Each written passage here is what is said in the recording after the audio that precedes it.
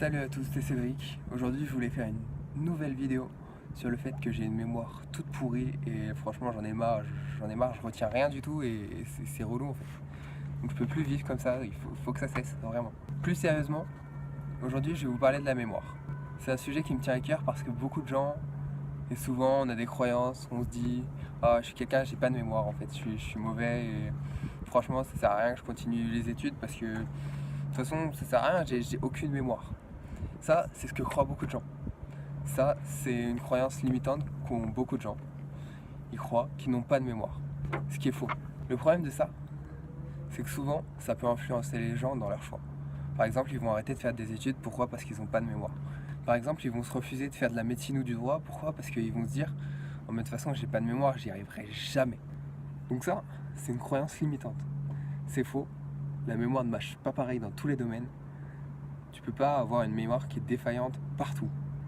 Même quelqu'un qui a des problèmes de mémoire, je pense qu'il peut retenir des informations de manière précise et devenir très très précis dans ses informations à tel point qu'il peut être meilleur que quelqu'un qui n'a aucun problème.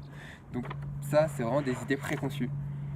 Le cerveau, il marche pas du tout comme ça. De base, on est presque tous égaux. Quand on est égaux.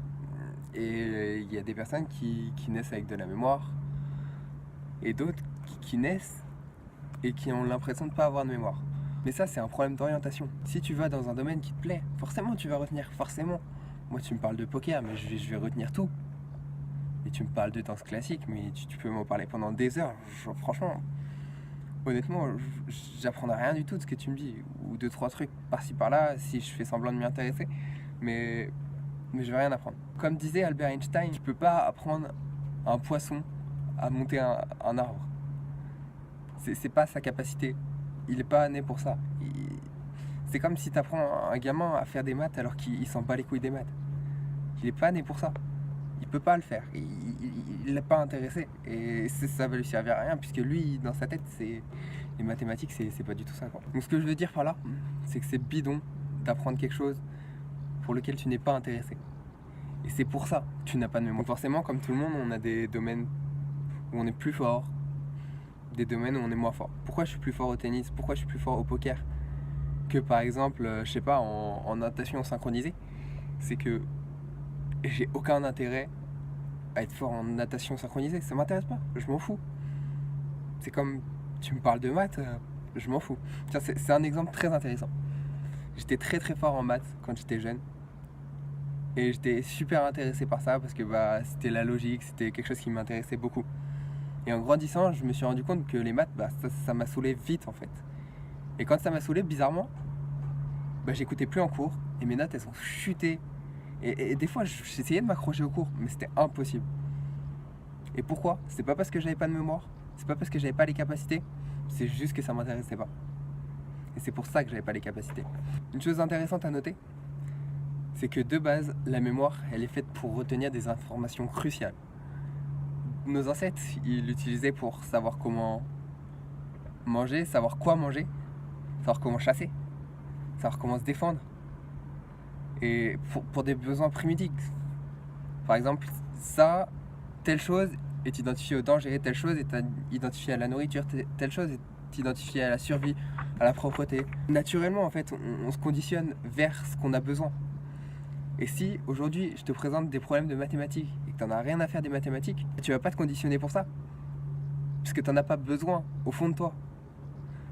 Par contre, si tu as besoin au fond de toi de devenir chanteur parce que tu adores la chanson, naturellement, quand je vais te parler de chanson, tu vas m'écouter et tu vas écouter mes conseils, tu vas peut-être en discuter avec moi, tu vas partager ton avis et là tu vas retenir énormément de choses. Dernière chose, dans la mémoire, ce qui est important de savoir, c'est qu'on retient par pratique.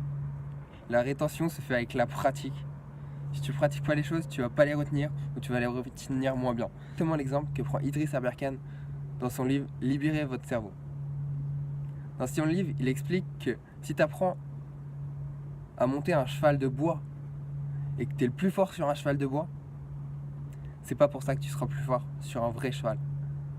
Parce que tu auras monté un cheval de bois. Donc du coup, le vrai cheval, tu ne sauras pas le maîtriser. Tu ne sauras pas comment faire. La différence entre le cheval de bois et le vrai cheval, c'est c'est que le vrai cheval, il va bouger, il va avoir des attitudes, il va se baisser pour manger, chose que le cheval de bois, il va pas faire. Et quand il va se baisser pour manger, si par exemple tu le montes à cru, tu vas faire un bond en avant, tu vas limite peut-être tomber. Rien que sur le cheval de bois, tu n'aurais jamais eu ça. C'est exactement la même chose que faire les choses et ne pas les faire. Tu peux t'imaginer une situation, tu peux t'imaginer aller sur la scène, faire un spectacle de malade, et réussir un spectacle totalement intéressant, et tout le monde rigole. Mais quand tu vas arriver en vrai, si ça se trouve, tu auras le trac. Si ça se trouve, tu auras des émotions qui vont t'empêcher. Si ça se trouve, tu vas plus te souvenir de ton texte. Et ça va pas faire rire du tout. Si ça se trouve, ce que tu diras, c'est même pas drôle. Parce que tu vas être tellement stressé que tu vas être tellement coincé que ce sera même pas drôle. Si ça se trouve, c'était pas drôle de base. Et tu vas te rendre compte qu'en le disant vraiment devant des vraies personnes, c'est pas drôle. Donc il y a plein de choses comme ça. Il y a plein de paramètres à gérer et qui ne se feront jamais autrement que dans la pratique. Pourquoi la moitié des entrepreneurs ou des acteurs ou des artistes n'ont aucun diplôme? Pourquoi?